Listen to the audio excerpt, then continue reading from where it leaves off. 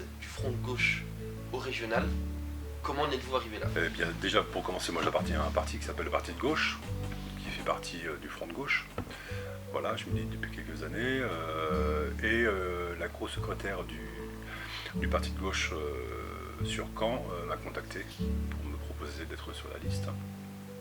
Et donc j'ai accepté. Est-ce que vous pouvez nous dire quelle est la particularité du Front de gauche? La particularité du Front de gauche, déjà ce n'est pas un parti politique, c'est un mouvement qui regroupe des partis. Les plus connus sont le Parti communiste, le Parti de gauche et Ensemble, qui est également un mouvement. Et puis il y a aussi des gens qui ne sont pas forcément encartés, qui participent au Front de gauche. Olivier d'Artigol, porte-parole du Parti communiste, a dit « Le Front de gauche s'est planté au régional ».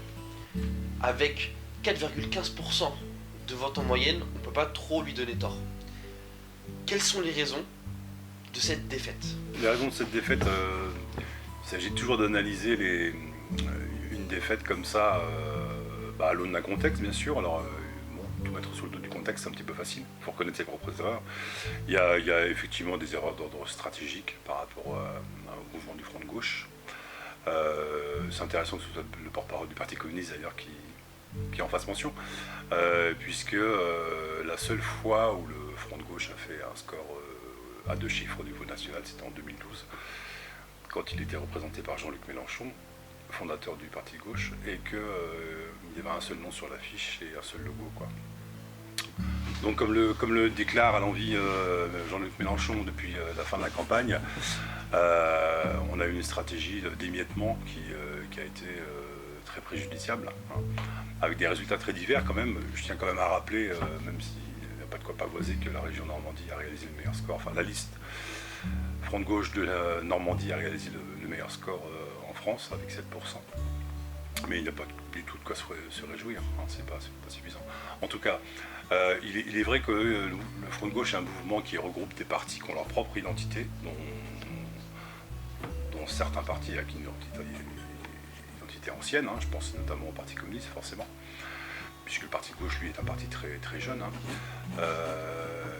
Et donc il n'est pas facile, en dehors des différences qu'il peut y avoir sur la ligne politique, hein, sur les convictions qui sont quand même relativement minimes.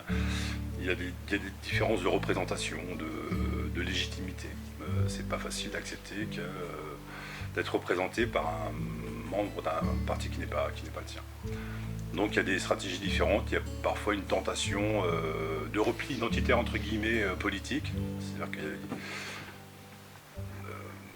moi je mets ça en lien avec ce que c'est qu'un parti en fait, hein. Un parti, moi je suis attaché à mon parti bien sûr. Ceci dit, un parti c'est simplement utile ou pas. Donc ça sert à s'éduquer, à rencontrer des gens qui vont vous aider à prendre conscience de ce qui se passe, des réalités politiques. Ça sert aussi à partager des expériences et puis à éduquer entre guillemets, hein, politiquement, hein, parce que ça ne s'apprend pas tout seul. Et aussi et surtout à financer des campagnes, tout simplement. Vous ne pensez pas que le front de gauche avait un rôle à jouer sur le thème de la souveraineté et que malheureusement elle l'a laissé au Front National?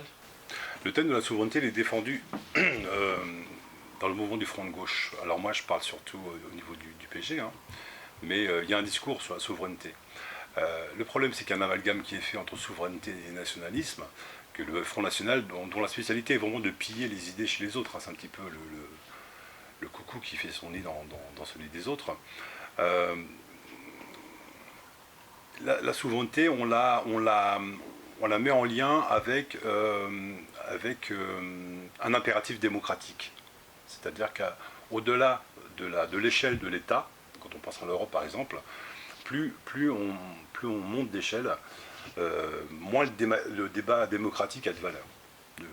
On s'en rend compte. Donc on considère que l'échelle nationale est pertinente pour prendre des décisions démocratiques. C'est pour ça qu'on a... Vous savez que le mouvement du Front de gauche est né largement du refus en 2005 du traité constitutionnel qui n'a pas du tout été respecté. Le refus du peuple n'a pas été respecté, le résultat du référendum a été ignoré. Et il s'agit là bien d'un principe de souveraineté, voilà, dans le sens où c'est une instance démocratique, l'État, l'État-nation, hein, qu'on dit dépassé, mais dont on n'a pas encore exploré toutes les ressources. Et en tout cas, il y a un amalgame qui est fait volontairement, je crois, par beaucoup sans tomber dans la paranoïa, hein, par beaucoup d'analystes politiques, d'hommes et de femmes politiques, de journalistes, qui font l'amalgame entre le souverainisme et le nationalisme, parce que eux, ils prônent un paradigme pro-européen, qui serait une sorte d'idéal qui se situerait au-dessus des États, hein, de la même manière qu'on se situerait au-dessus des partis, au-dessus des idéologies. Ça, c'est un mythe. Hein, nous avons tous des idéologies. Et on en a besoin, en tout cas, pour fixer des lignes politiques. En tout cas, pour établir les projets de société. Et de ce point de vue-là, le Front National joue sur la fibre nationaliste. Hein. Par contre, ils ont un talent de communication qui fait qu'ils s'approprient des termes tels que le patriotisme, par exemple. Le patriotisme est une invention de la gauche. Le peuple est une invention de la gauche. Mais qui a été repris par tous ses adversaires. Un principe en politique pour dominer, c'est de faire perdre leur valeur aux mots, hein, de s'approprier les mots de l'adversaire. J'ai envie de dire de les mâcher jusqu'à ce qu'il n'ait plus le coup. Hein, c'est comme ça qu'un Sarkozy pouvait invoquer le résistant communiste, le jeune résistant communiste qui avait été exécuté pendant la guerre. Excusez-moi, j'ai oublié son nom. Pourtant, là, il faisait Guy Môquet, voilà. Hein, s'approprie Guy Môquet, un héros des traditions communistes. Lire ou écouter la lettre de Guy Môquet sans en être profondément bouleversé. Et je voudrais dire aux Français que ma première décision de président de la République sera de demander au futur ministre de l'Éducation nationale que cette lettre soit lue en début d'année à tous les lycéens de France. Pour des raisons de pure communication. Donc voilà, le souverainisme, c'est pas le nationalisme. Hein. Pour résumer très brièvement, traditionnellement, on dit que le patriotisme, c'est l'amour de sa nation, le nationalisme, c'est la haine des autres nations. Voilà. Donc, du coup, à cause de cette défaite, le Front de gauche va devoir impérativement changer de politique. Qu'est-ce que cela doit être, selon vous? Changer de politique, ça voudrait dire qu'il serait au pouvoir et qu'il mènerait une politique, ce qui n'est pas le cas, il n'est pas au pouvoir. Donc je parlerais plutôt de changement de stratégie. Je ne sais pas si c'est le Front de gauche en tant que tel qui importe. Honnêtement, je crois que le destin du Front de gauche, la plupart des gens s'en moquent complètement. Hein. C'est pas ça qui va changer leur vie. C'est utile simplement si c'est un instrument qui est utilisable. En tout cas, je crois vraiment que pour trouver un sens politique à l'existence du Front de gauche, c'est l'inscrire dans un mouvement social, de lutte sociale, simplement. C'est-à-dire que je pense que les gens en ont marre, même si on a des orateurs très brillants, hein, comme Jean-Luc Mélenchon par exemple. Je pense que les grands discours de principe, qui sont utiles, hein, qui permettent de réfléchir, de mettre les choses en perspective, on ne peut pas se contenter de ça. Il y a un moment, il faut bien savoir comment on fait. Ça veut dire qu'être militant, c'est pas simplement se présenter à des élections, tenir des discours, faire des réunions. C'est essayer de comprendre ce qui se passe et comment on peut aider les gens. S'inscrire dans le mouvement social, c'est soutenir les gens qui sont en lutte, qui grèvent, qui font des grèves par exemple, qui essaient d'empêcher la casse des services publics, qui essaient d'empêcher que des maternités, des services médicaux soient fermés par exemple. Je pense notamment à la fameuse affaire Air France, hein, qui était assez révélatrice hein, du climat d'intolérance totale de toute manifestation, un tant soit peu agressive, d'une lutte, hein, puisque des gens très très très bien habillés, très corrects, peuvent dire des choses très très violentes dans un langage tout à fait soutenu tous les jours. Hein. Il y a des responsables politiques qui disent des choses extrêmement violentes sans utiliser un seul gros mot, sans faire un geste déplacé, mais qui ont un comportement très très déplacé, très vulgaire et très très violent. En tout cas, ça veut dire montrer les dents un peu, je crois. Alors, il ne s'agit pas de passer à la lutte armée, hein, de devenir violent, hein, parce qu'il ne faut jamais oublier que nos adversaires sont d'abord nos compatriotes, sont des êtres humains, et qu'on n'a pas le droit de leur faire du mal physiquement. Hein. Donc par contre la lutte, ça passe par des rapports de force. Mais avant ça, il faut déjà faire tout un travail de rééducation entre guillemets. Et quand je parle de rééducation, c'est pas simplement les autres, hein, c'est nous-mêmes. Hein. Pour qu'on reprenne conscience en tant que citoyen que nous sommes justement des citoyens. Que la lutte des classes, on l'a ringardisée en disant que c'était dépassé, tout ça, forcément c'était dans un but politicien, que on n'est pas tous dans le même bateau. Il y a des gens qui disent qu'on est dans le même bateau. Moi je prends souvent l'image, hein, un petit peu du paquebot. Sur un paquebot, les gens sont tous sur le même bateau, seulement il y en a qui sont sur les transats, sur le pont, puis d'autres qui sont dans les cales, quoi. Donc on est sur le même bateau, mais on ne fait pas la même chose. Et puis quand le bateau coule, comme pour le Titanic, les canots de sauvetage, ils sont d'abord pour les gens qui sont tout en haut sur le pont. En tout cas, ça veut dire voilà, filer un coup de main à des gens dont vous n'êtes pas sûr qu'ils voteront pour vous, mais c'est pas tomber dans le clientélisme. Quand on rencontre des gens sur les marchés ou qu'on rencontre des gens en difficulté de logement, de travail, on va pas leur promettre si tu votes pour moi, moi je te trouverai un logement. C'est pas vrai, c'est une promesse qu'on ne va pas tenir, puis qu'on ne tiendra pas parce que c'est malhonnête. Par contre, ce qu'on peut dire, c'est que si collectivement on arrive à changer les rapports de force, c'est-à-dire que s'il est possible d'être un interlocuteur crédible face à ce qu'on appelle les décideurs, hein, vous avez remarqué que la terminologie évolue toujours, hein, par rapport à ça. Il y aurait des décideurs. Hein. Les décideurs sont les décideurs politiques, économiques. Les autres seraient, je sais pas, des sujets, un petit peu, une sorte de retour à la féodalité. Les gens seraient des sujets, hein, qui se doivent d'être employables, d'être de bons salariés. Or, les décideurs, c'est nous tous. C'est-à-dire que le chef d'entreprise, le politicien, le financier, l'ouvrier, le chômeur, le retraité, l'étudiant, a son mot à dire. Tout le monde a son mot à dire. À partir du moment où on est capable d'évoluer dans un climat de dialogue, de vrai dialogue. Mais le dialogue, ça signifie qu'il faut un rapport de force. Quand on change les lois, par exemple, pour individualiser de plus en plus les rapports entre les salariés et leurs employeurs, c'est pas par hasard. On dit on va parler de dialogue social dans un contexte où la capacité d'agir est très asymétrique. Hein. Un employé qui va voir son patron tout seul, il ne va pas pouvoir faire grand-chose. Hein. C'est un peu comme de faire dialoguer deux boxeurs, dont un qui fait 130 kilos et l'autre qui en fait 52, quoi. Ils ont tous les deux des gants de boxe, mais il va y avoir une différence à la fin du combat, c'est sûr. Encore plus que l'abstention. Est-ce que le fait de voter contre, c'est pas le plus grand signe de la crise de la démocratie? Je crois qu'il y a un lien entre les deux. Je crois que s'il y a beaucoup de gens qui s'abstiennent, c'est parce qu'ils n'ont plus envie de voter contre. Il y a des gens qui n'ont plus envie de pratiquer ce que le Parti Socialiste appelle le vote utile. Simplement, hein, puisque là, il n'y a pas de... C'est-à-dire que en absence de projet de société, en absence de ligne politique, de projet politique, on ne vote pas pour un programme, on vote éventuellement pour une personne ou contre une personne. Voilà. Ça se joue sur des questions d'image. Un tel est-il plus ferme qu'un autre? Est-il plus social qu'un autre? Une telle est-elle plus autoritaire?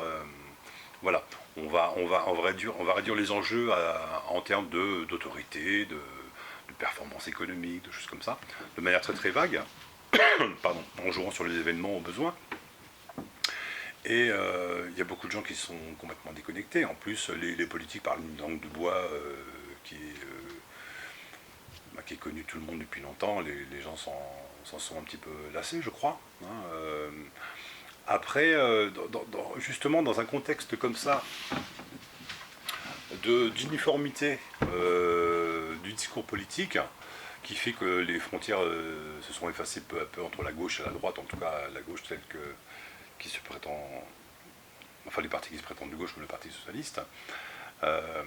Dans ce contexte-là, quelqu'un qui va choquer, par exemple, comme Marine Le Pen, qui a des talents de communicante, il n'y a pas de doute là-dessus, va choquer et va aussi provoquer un vote de transgression. Il y a des gens pour qui, plus on diabolise le FN, plus ils ont envie de voter pour, parce que c'est un geste de transgression. On a envie d'emmerder les gens qui nous prennent pour des imbéciles. Mais le problème, c'est qu'on confond la démocratie et les partis, quoi. Et beaucoup de gens, eux-mêmes, ne voient que par les partis, ils sont déçus par les partis. Et on a perdu un petit peu l'habitude, on a perdu un petit peu le réflexe de dire qu'on était concerné, qu'on avait le droit d'agir dans un cadre politique, de parti politique, ou pas d'ailleurs. Et du coup,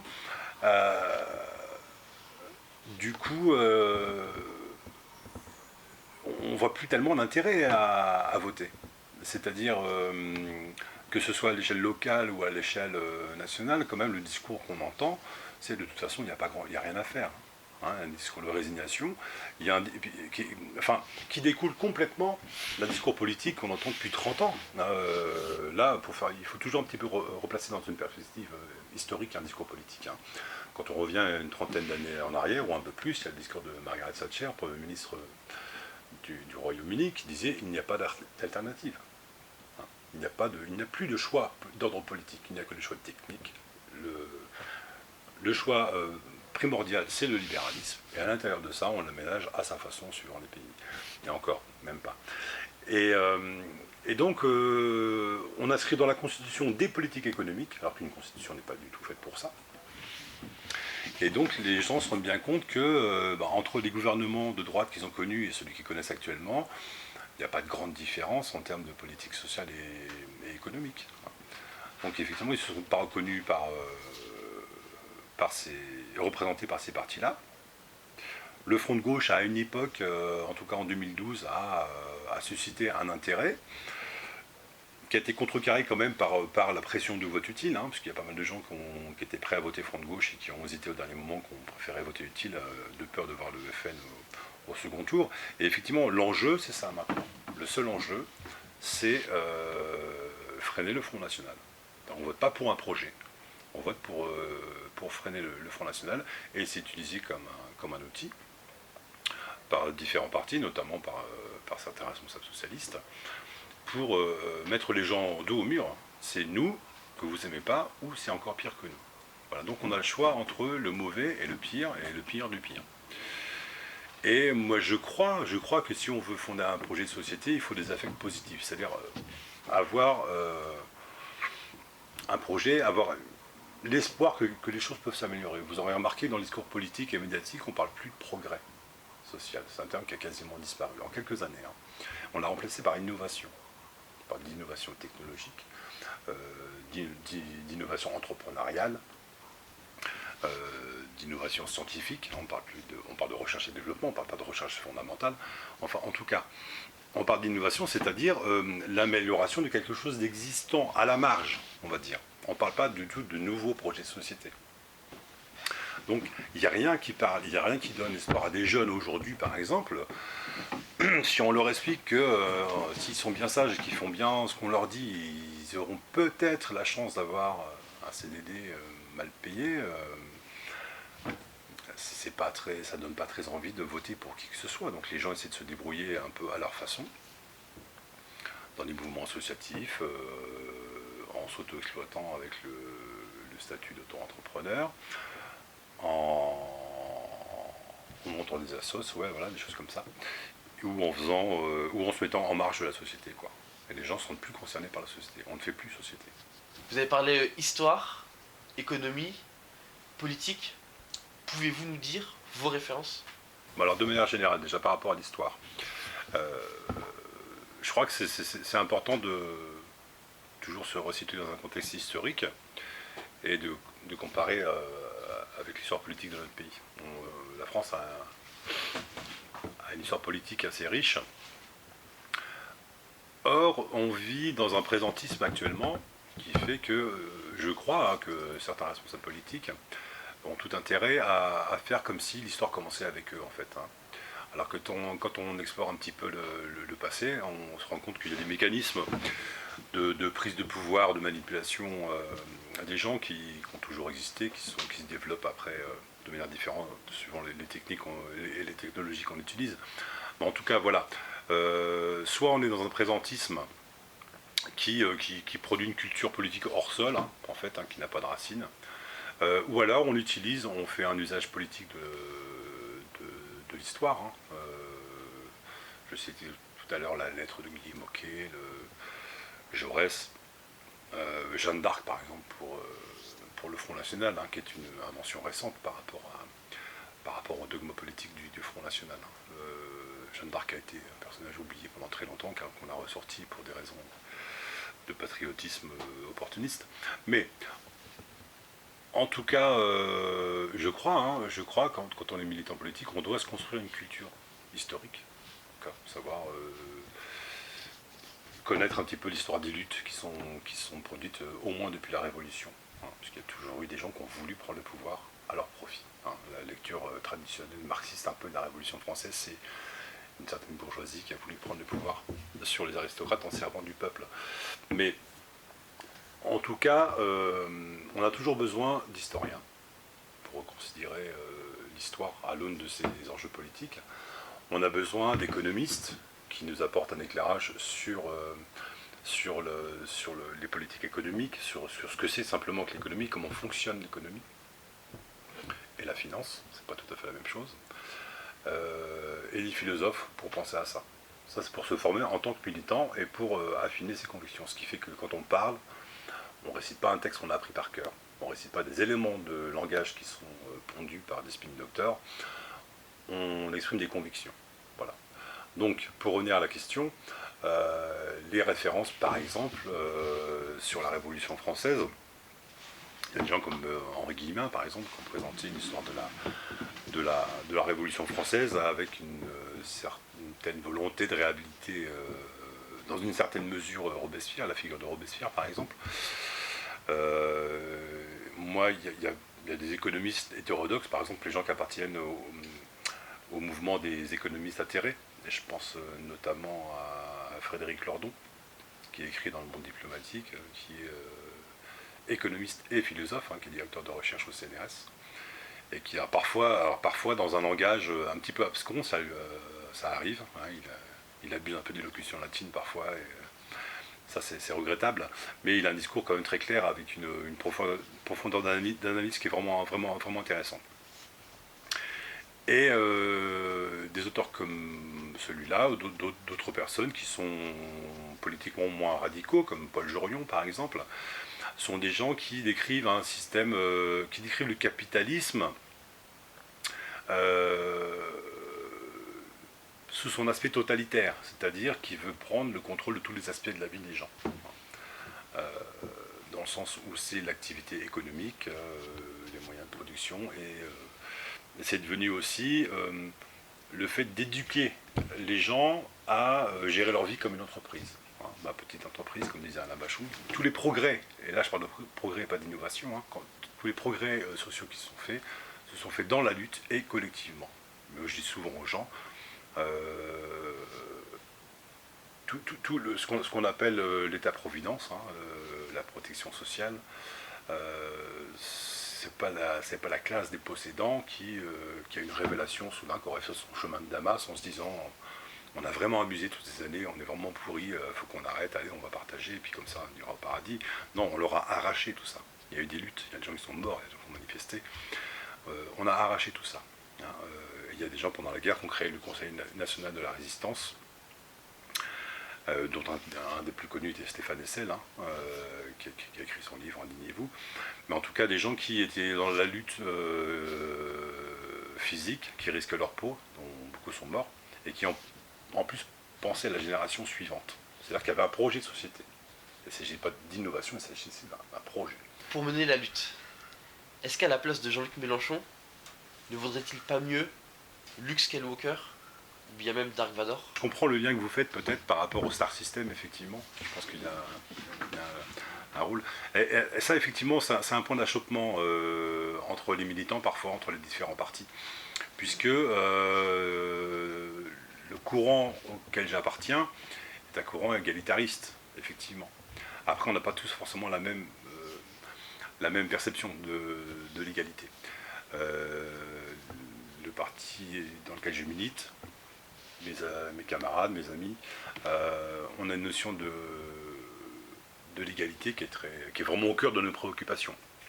Ensuite, nous sommes égaux en dignité, nous sommes égaux en droit. C'est-à-dire que chacun a le droit au respect.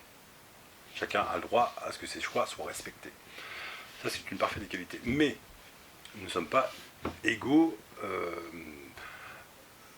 dans, comment dirais-je, dans les qualités qu'on peut développer. En tout cas, dans les qualités de communication, par exemple, qu'on peut développer. Il y a des gens très intelligents, il y a des gens qui ont des bonnes idées, mais qui ne savent pas les faire passer, par exemple, tout simplement. Donc, je crois que dans un cadre tout à fait égalitaire, on peut laisser... un mouvement peut secréter un leader, effectivement. Et le leader va se distinguer par sa capacité à communiquer, notamment. Et je crois que Jean-Luc Mélenchon, de ce point de vue-là, tout le monde le reconnaît au moins, c'est un tribun assez extraordinaire.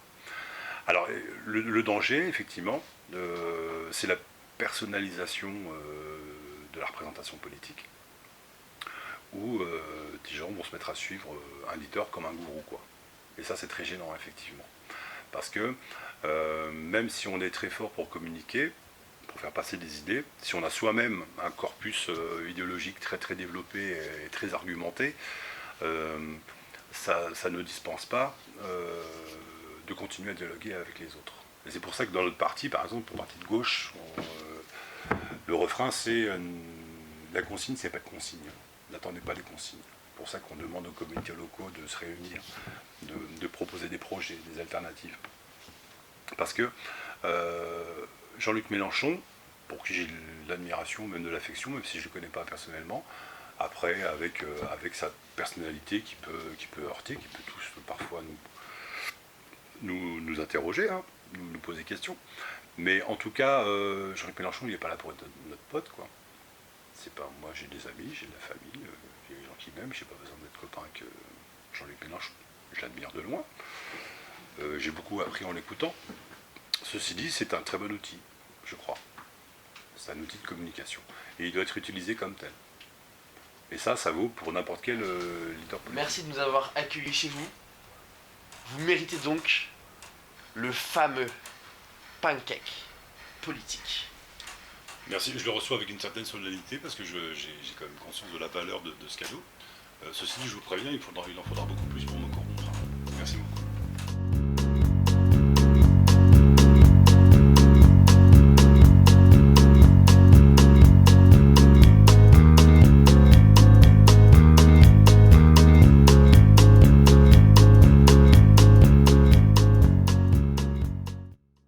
Pour moi, hein, la vraie vie, c'est d'être avec les gens qu'on aime, passer le plus de temps possible avec les gens qu'on aime, faire des gosses, faire la fête, faire l'amour, enfin plein de choses chouettes comme ça, quoi, qu'on peut faire tant qu'on est en bonne santé.